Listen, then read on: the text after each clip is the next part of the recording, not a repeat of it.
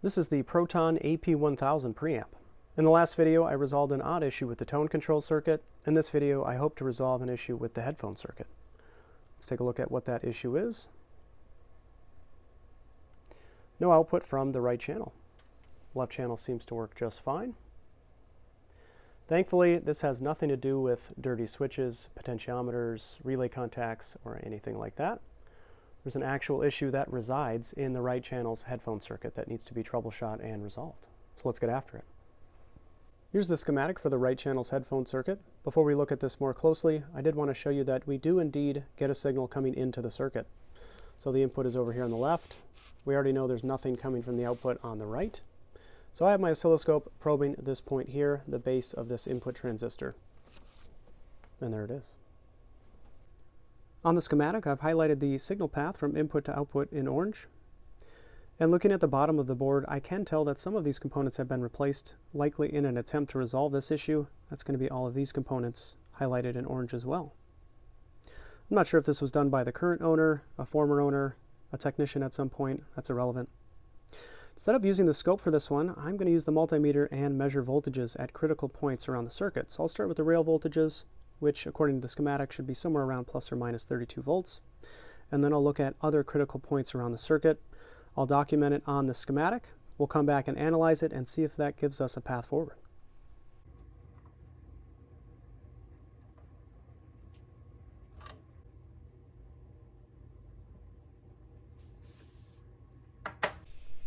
Let's review the circuit. Our signal comes in from the top left. It first hits this input transistor, Q602. This is responsible for current gain, which will drive our drive transistor, Q604. Q604 is responsible for voltage gain, which will ultimately drive our output transistors, Q608 and Q606. And our signal exits from the top right. We'll start with the rail voltages. These are very near what we'd expect, negative 33.2 at the top and positive 32.8 at the bottom. There are only two voltages referenced on the schematic, positive 0.9 volts at the output and positive 0.63 volts, very specific, at the emitter of our input transistor Q602.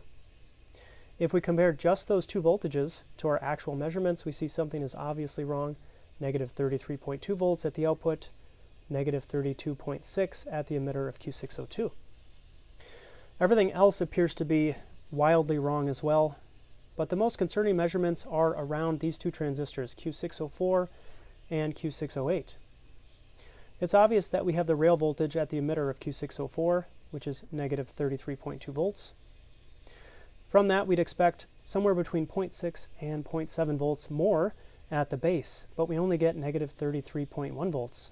Only 1/10 of a volt drop. Something's odd there. And even more concerning is around Q608. We have negative 33.2 volts at the emitter, and from that we'd expect somewhere around 0.6 to 0.7 volts less at the base. We actually get a more positive voltage, negative 33.1. So what is going on? I think I'd like to focus my attention on Q604 and Q608.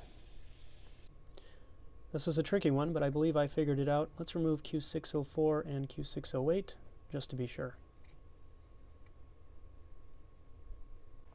Here are the two suspect transistors. One is an NPN, and that's a BC546B.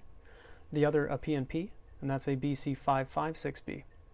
These are actually both measuring perfect, somewhere around 0.7 volts from base to emitter and base to collector for both transistors. They're also both reading open in the directions that you'd expect. So where's the problem? The problem lies in the installation. The PNP was installed in Q604's location and the NPN in Q608's location. That could definitely be the cause of this issue. Since these are both still reading properly, let's try installing them in their proper locations and see if that resolves our issue.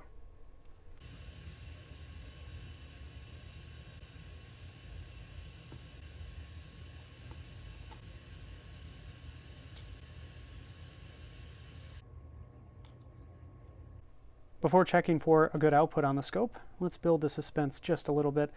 I want to remeasure one voltage, the output voltage right here. We're looking for somewhere around 0.9 volts, and we were at negative 33.2 before. I'm going to measure at the junction of R610 and R612. Let's see what we get.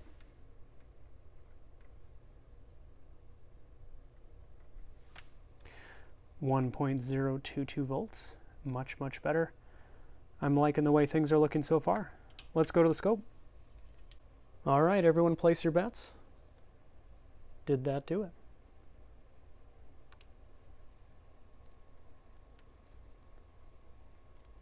It sure did.